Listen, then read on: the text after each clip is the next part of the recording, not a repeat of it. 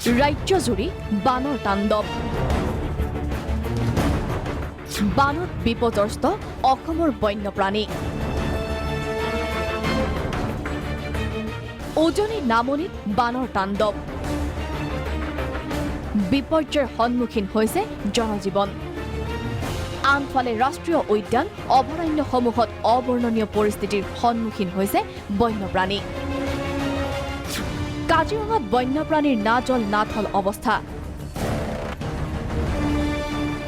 ৰাষ্ট্ৰীয় উদ্যানখনৰ ভৈয়াম অঞ্চল বানৰ কবলত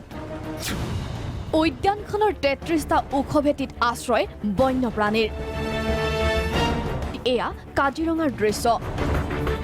ওখ ঠাই বিচাৰি হাহাকাৰ বন্যপ্ৰাণীৰ ৰাষ্ট্ৰীয় ঘাইপথ অতিক্ৰমী বন্যপ্ৰাণীয়ে আশ্ৰয় লৈছে কাৰ্বি পাহাৰত উদ্যান কৰ্তৃপক্ষই ৰাষ্ট্ৰীয় ঘাইপথৰ বহু ঠাইত স্থাপন কৰিছে বেৰিকেড জীৱ-জন্তুৰ সুৰক্ষাৰ বাবে প্ৰতিটো মুহূৰ্তত হস্তম বনকৰ্মী নিৰাপত্তা বাহিনীৰ জোৱান অৱশ্যে এই পৰ্যন্ত বানত মৃত্যু হোৱা নাই এটাও জীৱ-জন্তুৰ ওৰাং ৰাষ্ট্ৰীয় উদ্যানৰ ৭০% বানৰ কবলত ৰাষ্ট্ৰীয় উদ্যানখনত সংকটত পৰিছে বন্যপ্ৰাণীকুল আনফালে উদ্যানখনৰ ভিতৰত থকা বন শিবিৰসমূহো বুৰাই পেলাইছে বানে বানৰ তাণ্ডৱ নেওচি বন্যপ্ৰাণীৰ ওপৰত চোকা দৃষ্টি ৰাখিছে উদ্যান কৰ্তৃপক্ষই পবিতৰা অভয়াৰণ্য ডিব্ৰু চৈখোৱাটো বান বানৰ কবলত পৰিছে পবিতৰা অভয়াৰণ্য অভয়াৰণ্যখনৰ প্ৰায় ৪০% অঞ্চল বুৰাইছে বানে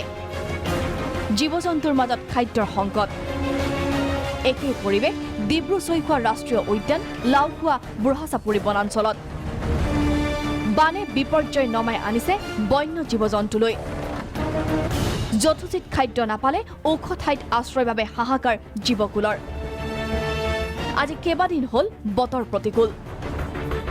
ব্ৰহ্মপুত্ৰকে ধৰি সকলো নৈ উপনৈৰ পানী বাঢ়িয়ে আছে ফলত বান পৰিস্থিতি অধিক শোচনীয় হৈ পৰাৰ আশংকা ঘনীভূত ব্যুৰো ৰিপৰ্ট প্ৰাগ নিউজ